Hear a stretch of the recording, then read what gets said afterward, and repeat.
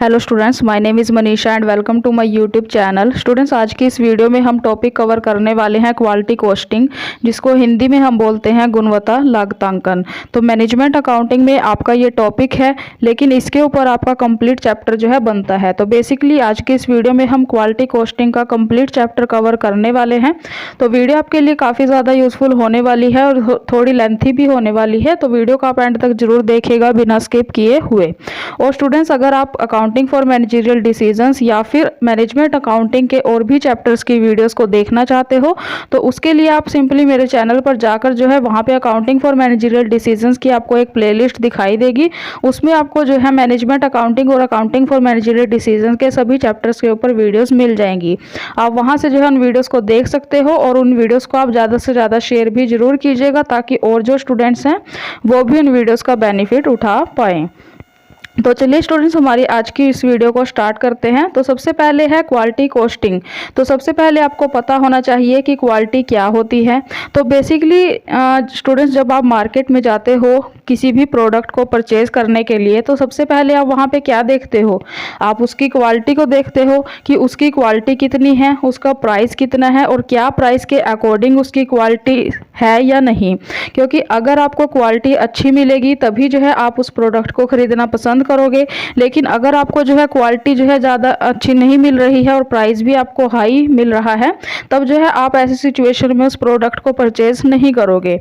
तो ज़्यादा क्वालिटी वाले जो प्रोडक्ट्स होते हैं उन्हीं को ही जो कस्टमर्स हैं वो खरीदना चाहते हैं, जिससे कि जो प्रोडक्ट्स हैं उनके पास जो है ज़्यादा टाइम तक रहें, ज़्यादा टाइम तक वो उनका यूज़ कर सकें। ठीक है, तो बेसिकली जो क्वालिटी का फीचर है, जो क्वालिटी है वो सबसे पहले आती है कस्टमर के लिए और सबसे इम्पोर्टेंट होती है।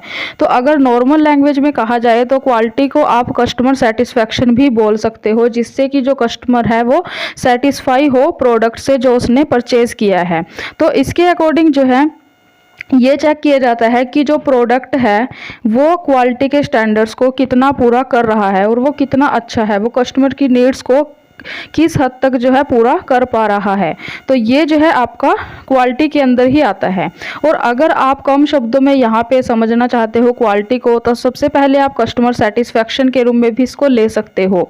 तो मतलब कि कोई भी कंपनी है, ठीक है, वो क्या करती है, वो ज़्यादा से ज़्यादा क्वालिटी वाले प्रोडक्ट्स को ही उसको बनाना पड़ता है, जिससे कि जो उसके कस्टमर्स हैं वो सेटिस्फाई हो सके। और क्वालिटी को यहाँ पे आप जो है लॉन्ग लाइफ स्पैन के रूप में भी ले सकते हो। इसका कहने का मतलब क्या है कि अगर कोई भी कंपनी अच्छी क्वालिटी वाले प्रोडक्ट्स को बनाती है तो इससे क्या होता है, जो कस्टमर्स होते हैं वो सेटिस्फाई हो जाते हैं और कस्टमर सेटिस्फाई होंगे तो वो ज़्यादा प्रोडक्ट लेंगे, प्रोडक्ट की ज़्यादा डिमांड होगी, जिससे जो कंपनी है उसकी गुडविल जो है वो उसकी बढ़ जाएगी और उसको जो है प्रॉफिट भी यहाँ पे काफ़ी ज़्यादा होने लगेंगे। फिर उसके बाद यहाँ पे थर्ड क्या है, डिफेक्ट फ्री।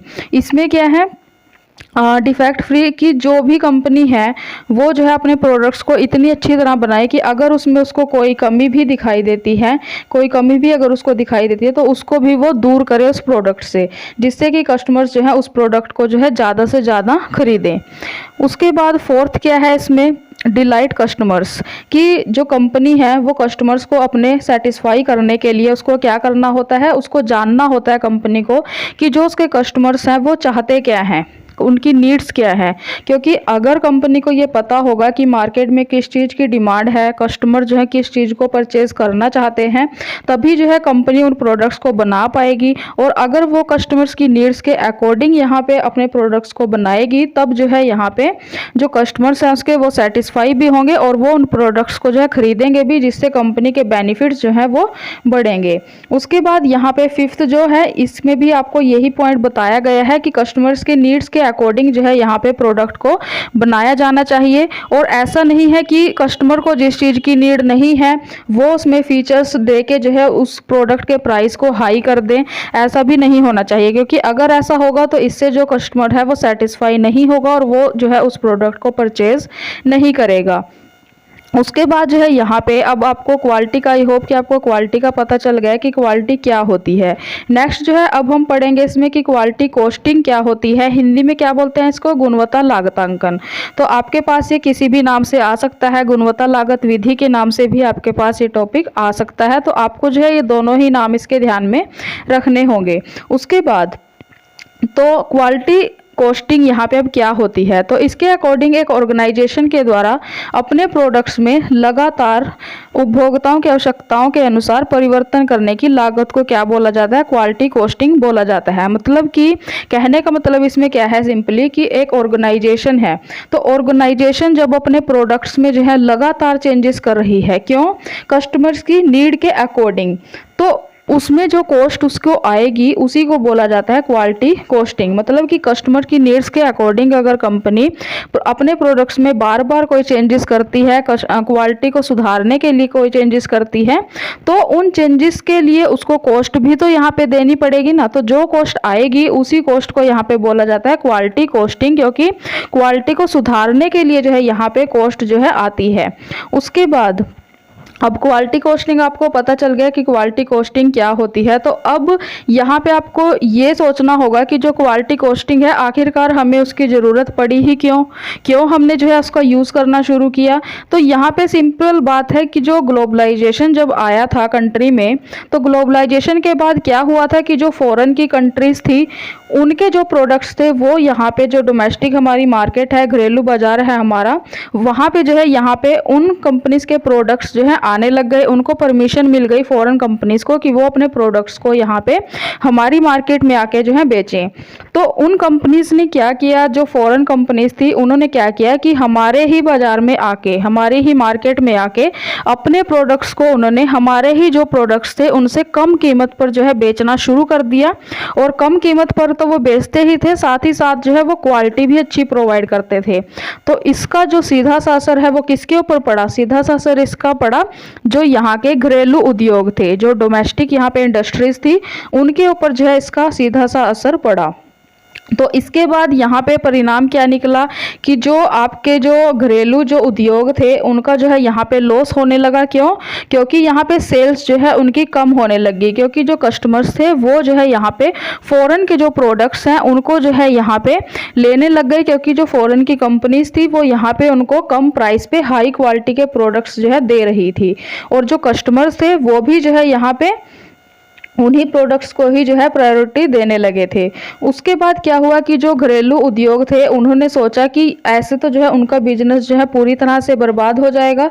तो उन्होंने इस सिचुएशन से यहाँ से निकलने के लिए उन्होंने क्वालिटी कॉस्टिंग टेक्निक का जो है वो यूज़ करने लगे। मतलब कि वो अपने प्रोडक्ट्स में क्वालिटी को इम्प्रूव करने लगे, जिससे कि जो है उनके प्रोडक्ट्स जो है मार्केट में बिकने लग जाएं।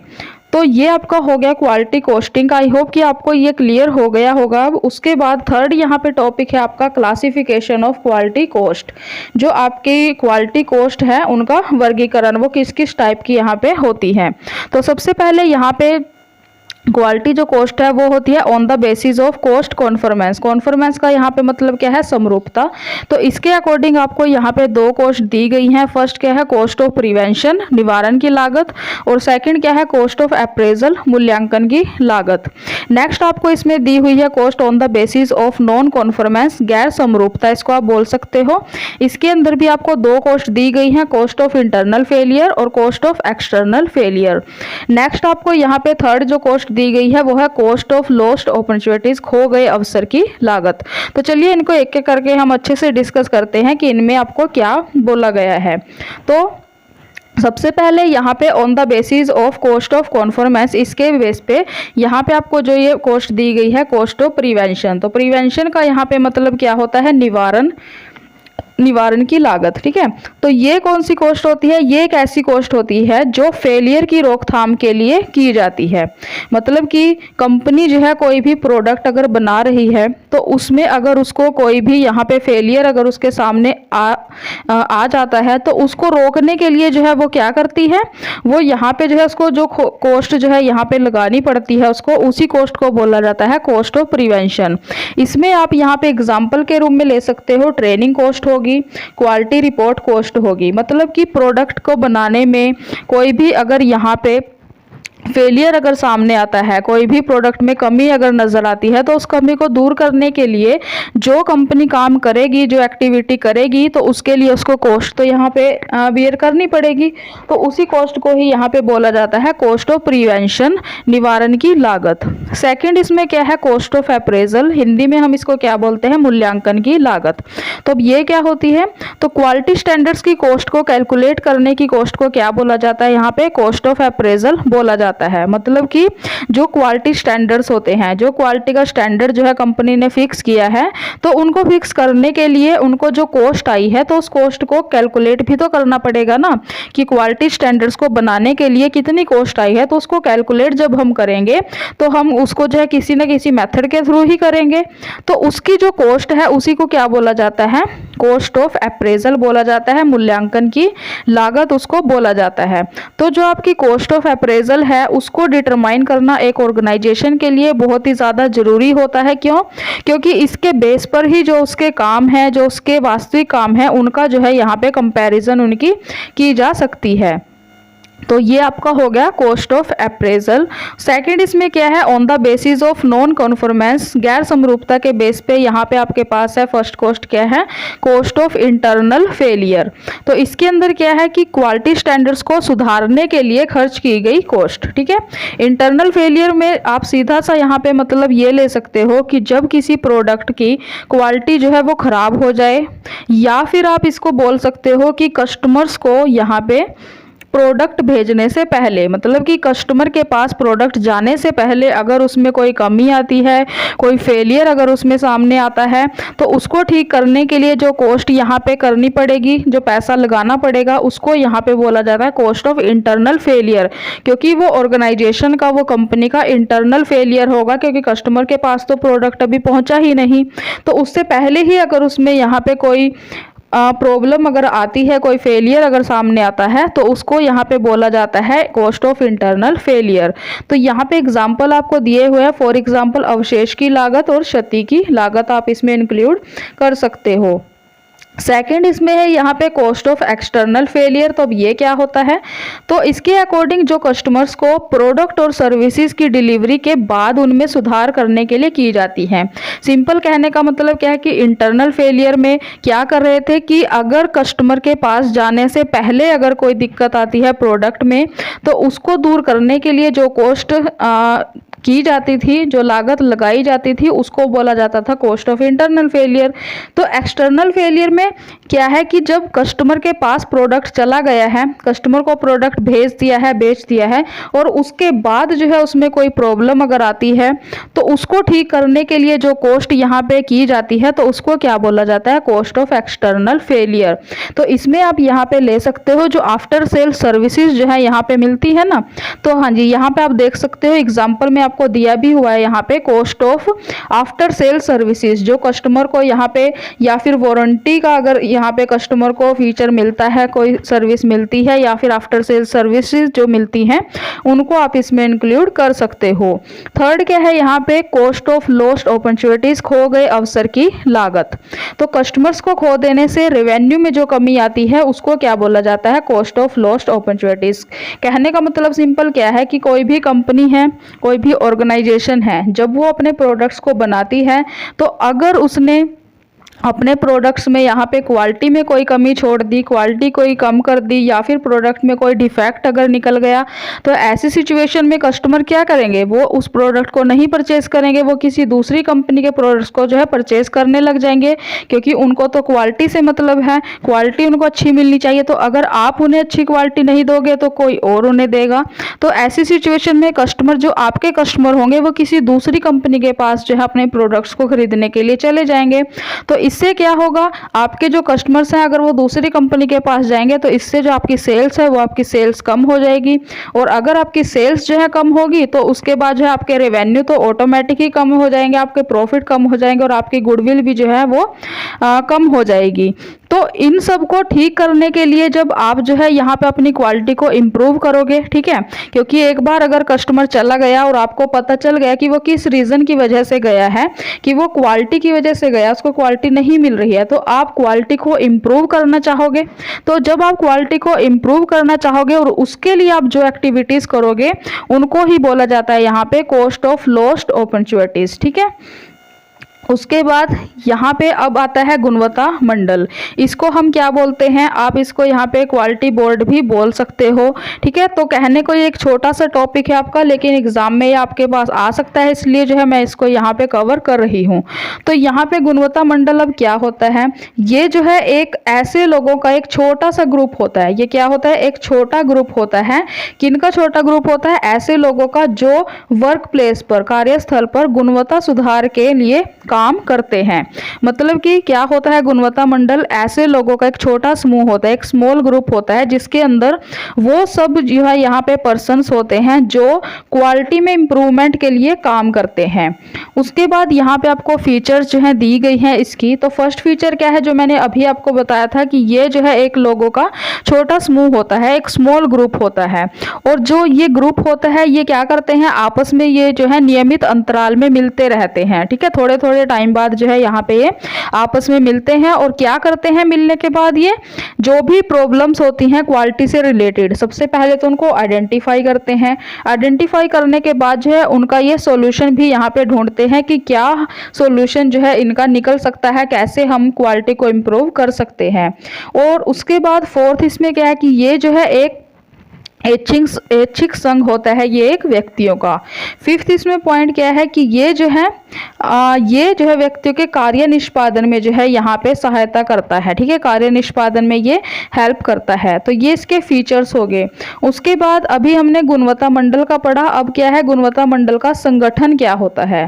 तो अब ये क्या होता है कि जो यहाँ पे गुणवत्ता मंडल होता है, क्वालिटी बोर्ड होता है, उसके जो छोटे छोटे यहाँ पे ग्रुप्स होते हैं, तो जब वो एक सभा में, एक मीटिंग में जब वो इकट्ठे होंगे तब उसको क्या बोला जाता है, गुणवत्ता मंडल का संगठन बोला जाता है। इसके अंदर अब जब ये मीटिंग होगी तब इसके अंदर क्या किया जाएगा, इसके अंदर जो है क्वालिटी सेंटर को जो है यहाँ पे बनाया जाता है, क्वालिटी सेंटर को बनाया जाता है। और ये जो क्वालिटी सेंटर होता है ये क्या करता है, जो ये ग्रुप्स होते हैं, छोटे छोटे ग्रुप्स होते हैं, इन ग्रुप्स की प्रॉब्लम्स को जो है ये स्टडी करता है। तो कहने का बेसिकली मतलब इसमें यही है कि जब यहाँ पे जो क्वालिटी बोर्ड होता है, क्वालिटी गुणवत्ता मंडल होता है, उसके जो छोटे छोटे ग्रुप्स होते हैं, जब वो एक मीटिंग में इकट्ठे होते हैं तो उसके बाद जो है यहाँ पे क्वालिटी सेंटर को बनाया जाता है, ठीक है। बातचीत करके क्वालिटी सेंटर को बनाया जाता है और वो क्वालिटी सेंटर जो है इन ग्रुप्स की समस्याओं को जो है स्टडी करता है। उसके बाद यहाँ पे आपको बेनिफिट भी दिए गए हैं, ठीक है। गुणवत्ता मंडल के क्या बेनिफिट हैं, तो अगर यहाँ पे क्वालिटी सेंटर बनेगा तो उसके यहाँ पे बेनिफिट सबसे पहले यही है कि ह्यूमन जो रिलेशंस हैं उनमें जो है इम्प्रूवमेंट होगी, जो मानवीय संबंध है वो जैसे सुधरेंगे। सेकंड, इससे क्या बेनिफिट होगा कि जो एम्प्लॉयज़ होंगे, श्रमिक होंगे, उनकी यहाँ पे वर्कर्स की प्रॉब्लम्स का सॉल्यूशन भी जो है यहाँ पे मिलेगा। थर्ड, क्या इसका बेनिफिट होगा कि इससे जो प्रोडक्ट्स हैं अगर उनमें यहाँ पे कोई डिफेक्ट होता है तो वो जो है यहाँ पे कम से कम होंगे और जो डिफेक्ट्स होंगे उनको दूर भी यहाँ पे किया जा सकेगा। और फोर्थ यहाँ पे क्या बेनिफिट होगा इसका कि इससे जो है यहाँ पे प्रोडक्टिविटी को भी बढ़ाया जा सकता है और संगठन में जो नेतृत्व का विकास है वो भी यहाँ पे अच्छी तरह से किया जा सकता है। तो ये इसके हो गए बेनिफिट। उसके बाद नेक्स्ट इसमें यहाँ पे टॉपिक है आपका utility of quality costing. Hindi में क्या बोलते हैं, गुणवत्ता लागत जो होती है उनकी उपयोगिता क्या होती है। तो सबसे पहले इसकी यूटिलिटी क्या होती है कि इससे जो है यहाँ पे क्वालिटी से रिलेटेड जितनी भी प्रॉब्लम्स होती हैं उनका यहाँ पे फाइनेंशियल जो मेजरमेंट है वो यहाँ पे किया जा सकता है, जो वित्तीय मापन है वो कर सकते हैं। मतलब कि क्वालिटी से रिलेटेड जितनी भी प्रॉब्लम्स होंगी उनको फाइनेंशियल जो है यहाँ पे फाइनेंशियली जो है यहाँ पे उनको मेज़र किया जा सकता है। सेकंड इसकी यूटिलिटी क्या है कि इससे जो क्वालिटी से रिलेटेड प्रॉब्लम्स होंगी उनके जो स्वरूप है उसकी सही जानकारी जो है इसमें मिलती है। मतलब कि क्वालिटी से रिलेटेड जितनी भी प्रॉब्लम्स हैं वो एक्चुअल में है क्या, वो ठीक है कैसी हैं, किस नेचर की हैं, तो उसकी सही जानकारी जो है इसके थ्रू मिलती है। थर्ड इसमें पॉइंट क्या है कि इससे जो है यहाँ पे क्वालिटी की जो प्रोसेसेस होती हैं उनकी कंपैरिजन जो है यहाँ पे की जा सकती है। एंड फोर्थ क्या है इससे कि जो यहाँ पे प्रॉफिटेबिलिटी होती है उसको जो है यहाँ पे शो किया जा सकता है, तो इसकी यहाँ पे ही यूटिलिटी हो गई। उसके बाद नेक्स्ट इसमें क्या है, यहाँ पे आगे लिमिटेशंस क्या होती हैं क्वालिटी कोस्टिंग की। तो लिमिटेशंस की अगर मैं बात करूँ तो फर्स्ट यहाँ पे लिमिटेशन क्या होती है, हाई कॉस्ट। जो आपकी क्वालिटी कोस्टिंग है ये जो है एक हाई कॉस्ट का जो है एक मेथड है। इसमें जो है यहाँ पे हाई कॉस्ट आती है क्योंकि जब आप क्वालिटी को इम्प्रूव करना चाहोगे तो उसके लिए आप जो जो एक्टिविटीज़ करोगे तो उनकी जो कॉस्ट आएगी वो आपको मेज़र करनी होगी। तो मेज़र करने के लिए यहाँ पे जो आपकी कॉस्ट है वो ज़्यादा कॉस्ट आपकी इसमें आती है। सेकेंड इसमें पॉइंट क्या है कि इससे जो है यहाँ पे रिज़ल्ट जो मिलता है उसमें भी यहाँ पे जो है टाइम ज़्यादा लगता है। और थर्ड इसकी लिमिटेशन क्या है कि इससे जो क्वालिटी कॉस्ट है, क्वालिटी कॉस्ट की जो मेज़रमेंट यहाँ पे की जाती है वो आसान नहीं है, वो एक इजी मेथड नहीं है क्वालिटी की कॉस्ट को यहाँ पे मेज़र करने का। यहाँ पे जो है प्रॉब्लम आ सकती है। फोर्थ पॉइंट क्या है कि इसमें जो है यहाँ पे उचित कार्यवाही के अभाव में जो है ये निष्फल है। ठीक है, मतलब कि जो सही यहाँ पे कार्यवाही होगी कि क्वालिटी में अगर कोई प्रॉब्लम आ रही है तो वो क्यों आ रही है, तो जब इसकी यहाँ पे जांच पड़ताल की जाएगी तो उसमें जो है यहाँ पे ये कुछ हद तक जो है यहाँ पे ये सही रहता है लेकिन ज़्यादा जो है ये सही नहीं रहता। तो ये इसकी होगी यहाँ पे लिमिटेशंस। उसके बाद यहाँ पे सिक्स्थ पॉइंट क्या है जो आपका अगला टॉपिक है, यहाँ पे लास्ट जो टॉपिक है TQM, जिसको यहाँ पे क्या बोलते हैं, टोटल क्वालिटी मैनेजमेंट, कुल गुणवत्ता प्रबंधन। मोस्ट इंपॉर्टेंट टॉपिक है स्टूडेंट्स आपके एग्जाम के लिए। ये आपके पास यहाँ पे 4 मार्क्स में भी आ सकता है, 8 मार्क्स में भी आ सकता है। ठीक है, तो चलिए इसको स्टार्ट करते हैं। तो सबसे पहले TQM क्या होता है, टोटल क्वालिटी मैनेजमेंट जो है हम इसको बोलते हैं। तो अब ये क्या होता है, तो जो कस्टमर्स होते हैं, कस्टमर्स के सेटिस्फैक्शन के लिए एक ऑर्गेनाइजेशन के अलग अलग कामों में क्वालिटी इम्प्रूवमेंट, इम्प्लीमेंट और क्वालिटी डेवलपमेंट जैसे एफर्ट्स को कि क्या है, ये एक स्वीकृत प्रणाली है। कहने का मतलब क्या है, सिंपल, कि जो टोटल क्वालिटी मैनेजमेंट है इसमें कस्टमर्स के सेटिस्फैक्शन के लिए जो ऑर्गेनाइजेशन है, जो कंपनी है, वो अपने सभी कामों में जितने भी उसके अलग अलग काम होते हैं, जितनी भी वो एक्टिविटीज़ करती है कंपनी, तो वो अपने सभी कामों में क्या करती है, क्वालिटी को इम्प्रूव करती है, क्वालिटी को इम्प्रूव करती है, इम्प्लीमेंट करती है और क्वालिटी को डेवलप करती है।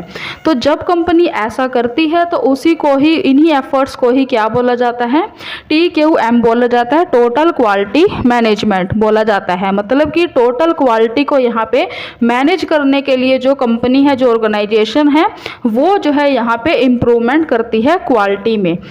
तो आई होप कि आपको इसका मीनिंग अब क्लियर हो गया होगा। उसके बाद क्या है कि आज के टाइम में जो है यहाँ पे TQM जो है बहुत इंपॉर्टेंट है, बहुत इंपॉर्टेंट है TQM। क्यों इंपॉर्टेंट है, क्योंकि कंपटीशन जो है यहाँ पे बहुत ज़्यादा बढ़ गया है। तो एक कंपनी को कंपटीशन का सामना करने के लिए, कंपटीशन को फेस करने के लिए यहाँ पे उसके लिए TQM बहुत ज़रूरी है। मतलब कि कंपटीशन को फेस यहाँ पे कंपनी तभी कर पाएगी जब जो है वो TQM का यूज़ करेगी, अपने प्रोडक्ट्स की जो क्वालिटी है उसको इम्प्रूव करेगी, टेक्नोलॉजी को अपनी बढ़ाएगी। ठीक है, और उसके बाद सेकेंड इसका रीज़न क्या है कि जो टेक्निकल चेंजेस जो हो रहे हैं टेक्नोलॉजी में, अब टेक्नोलॉजी देखो पहले कुछ और थी, अब काफ़ी आगे बढ़ चुकी है। तो ऐसी सिचुएशन में जो टेक्निकल चेंजेस भी जो है आ रहे हैं, मशीनरीज़ में भी हो गया, आप मशीनरीज़ का एग्जांपल ले सकते हो इसमें। तो इन चेंजेस के कारण भी जो है यहाँ पे TQM जो है बहुत ही ज़्यादा इम्पोर्टेंट है। उसके बाद सेकेंड इसमें पॉइंट क्या है कि TQM में जो है यहाँ पे इंक्लूड किया जाता है किस किस को, प्रोडक्ट के फीचर्स हो गए, कार्य निष्पादन हो गया, ठीक है, इन सबको जो है TQM में इंक्लूड किया जाता है। थर्ड इसमें पॉइंट क्या है कि जो TQM है आपका वो मैनेजर्स की हेल्प करता है, किस चीज़ में हेल्प करता है, preparing A product and product process design. मतलब कि कहने का मतलब क्या है कि जो टोटल क्वालिटी मैनेजमेंट है वो मैनेजर्स की हेल्प करता है प्रोडक्ट को बनाने में, प्रोडक्ट को मैन्युफैक्चर करने में, और कैसे प्रोडक्ट को बनाना है उस प्रोसेस को डिज़ाइन करने में भी जो है यहाँ पे TQM जो है हेल्प करता है ऑर्गेनाइजेशन की, मैनेजर्स की। फोर्थ इसमें लास्ट जो पॉइंट है, लास्ट पॉइंट क्या है कि TQM जो है वो यहाँ पे हेल्प करता है right position of product in international market. जो इंटरनेशनल मार्केट है, इंटरनेशनल मार्केट में हमारे प्रोडक्ट की सही पोजीशन को बनाने में जो है यहाँ पे TQM टोटल क्वालिटी मैनेजमेंट जो है हेल्प करता है ऑर्गेनाइजेशन की। उसके बाद यहाँ पे आगे इसकी करैक्टरिस्टिक्स हैं, ठीक है, TQM की। तो TQM की फर्स्ट करैक्टरिस्टिक यहाँ पे क्या है, आधारशिला। आधारशिला, अब इस पॉइंट में क्या होगा, फर्स्ट पॉइंट आपका ये है। तो TQM जो है सबसे पहले बेस्ड किसके ऊपर करता है, ऑर्गेनाइजेशनल स्ट्रक्चर के, जो संगठनात्मक ढांचा होता है उसके ऊपर जो है आपका TQM टोटल क्वालिटी मैनेजमेंट जो है आधारित होता है, बेस होता है। क्योंकि जो है इसलिए जो है यहाँ पे जो एक ऑर्गेनाइजेशन है उसकी जो है सुदृढ़ फाउंडेशन का होना यहाँ पे कंपलसरी है, ठीक है। कहने का मतलब क्या है कि जो TQM है आपका वो आपका संगठनात्मक ढांचे के ऊपर आधारित होता है, ऑर्गेनाइजेशनल स्ट्रक्चर के ऊपर बेस्ड होता है। इसलिए जो ऑर्गेनाइजेशन है उसकी सुदृढ़ फाउंडेशन का, मजबूत फाउंडेशन का जो है होना कंपलसरी है। मतलब कि जो कंपनी है, ऑर्गेनाइजेशन है, उसको जो है अपने प्रोडक्ट को जो है अच्छी तरह से, अच्छी क्वालिटी से जो है यहाँ पे बनाना पड़ता है, क्वालिटी को यहाँ पे जो है मेंटेन करके रखना पड़ता है, ठीक है। उसके बाद सेकंड पॉइंट क्या है, TQM कंसिस्टेंसी। तो इसमें क्या है कि जो आपका TQM है वो जो है सभी ऑर्गेनाइजेशन में समान रूप से लागू होता है, ठीक है, इक्वल वे में जो है सबके ऊपर लागू होता है। ये ऐसा नहीं है कि किसी के ऊपर कम लागू हो रहा है, किसी ऑर्गेनाइजेशन के ऊपर, या फिर किसी के ऊपर ज़्यादा हो रहा है, ऐसा नहीं है। TQM जो है टोटल क्वालिटी मैनेजमेंट जो है वो सभी कंपनीज के ऊपर, सभी ऑर्गेनाइजेशंस के ऊपर एक तरीके से, एक समान तरीके से जो है ये इम्प्लीमेंट होता है, लागू किया जाता है। उसके बाद थर्ड इसमें पॉइंट क्या है, डॉक्यूमेंटेशन। तो अब इसके अंदर क्या है, तो इसके अकॉर्डिंग जो TQM है, TQM के अकॉर्डिंग जो है यहाँ पे सारा जो काम है, जो सारी इंफॉर्मेशन है वो यहाँ पे डॉक्यूमेंट्स की फॉर्म में जो है यहाँ पे डॉक्यूमेंट्री फॉर्म में जो है यहाँ पे रखी जाती है। किसकी इंफॉर्मेशन, फॉर एग्जांपल जो मशीनरीज होगी, ठीक है, मशीनरीज होगी या फिर ह्यूमंस हो गए, ठीक है, मतलब कि एम्प्लॉयज़ हो गए। कहने मतलब क्या है कि जितनी भी आपकी ऑर्गेनाइजेशन है, आपकी कंपनी है, उसमें कितनी मशीनरीज हैं, मशीनरीज से रिलेटेड जो इन्फॉर्मेशन होगी, और कितने एम्प्लॉयज़ हैं, किस किस पोजीशन पे हैं, एम्प्लॉयज़ से रिलेटेड जो इन्फॉर्मेशन होगी, और जो कम्युनिकेशन है, इंफॉर्मेशन है, और जो बाकी चीज़ें हैं, तो सभी जो इन्फॉर्मेशन है यहाँ पे वो डॉक्यूमेंट की फॉर्म में जो है यहाँ पे होती हैं TQM में। उसके बाद यहाँ पे फोर्थ जो पॉइंट क्या है, इंटीग्रेटेड सिस्टम। अब इसमें क्या किया जाता है, तो इसके अकॉर्डिंग TQM में जो है यहाँ पे कंपनी अपनी क्वालिटी को, प्रोडक्ट्स की क्वालिटी को इम्प्रूव करने के लिए जो भी एक्टिविटीज़ करती हैं, जो भी काम करती है कंपनीज, वो सभी एक्टिविटीज़ जो हैं आपस में उनके जो है वो इंटीग्रेट होते हैं, ठीक है, वो क्या होते हैं, इंटीग्रेट होते हैं। मतलब कि सभी एक्टिविटीज़ को वो आपस में जोड़कर, लिंक करके जो है काम करती है कंपनी। उसके बाद फिफ्थ पॉइंट इसमें क्या है, लास्ट जो पॉइंट है, फेवरेबल एक्टिविटीज़। इसके अकॉर्डिंग क्या है कि TQM में वो सभी एक्टिविटीज़ की जाती हैं, वो सभी एक्टिविटीज़ की जाती हैं जो किसी भी कंपनी के लिए, किसी भी ऑर्गेनाइजेशन के लिए जो है यहाँ पे उनके हित में होंगी। मतलब कि जो कंपनी के हित में होंगी वो सभी एक्टिविटीज़ जो है यहाँ पे TQM में जो है की जाती हैं। तो ये थी स्टूडेंट्स हमारी आज की वीडियो, जिसमें मैंने आपको क्वालिटी कोस्टिंग का कंप्लीट चैप्टर जो है आपको कवर करवा दिया है। आई होप कि अब आपको इस चैप्टर में, इस टॉपिक में कोई भी डाउट नहीं रहेगा, और जब भी आपके पास एग्ज़ाम में यहाँ से कोई भी अगर क्वेश्चन आपके पास आएगा तो आप जो है उसको ईजिली यहाँ पे अटैम्प्ट कर सकते हो, ईजिली आप उसको कर सकते हो। तो अगर स्टूडेंट्स आपको ये वीडियो पसंद आई हो, इस वीडियो से आपको कुछ भी नॉलेज गेन हुई हो, तो आप इस वीडियो को एक लाइक ज़रूर कर दीजिए। लीजिएगा और चैनल को सब्सक्राइब करके साथ में दिए हुए बेल नोटिफिकेशन को भी ऑन ज़रूर कर लीजिएगा, जिससे मेरी आगे आने वाली जितनी भी वीडियोस हैं उन सब की नोटिफिकेशन आपको सबसे पहले मिल सके और कोई भी वीडियो आपसे मिस ना हो। तो मिलते हैं स्टूडेंट्स नेक्स्ट वीडियो में, एंड तब तक थैंक यू सो मच।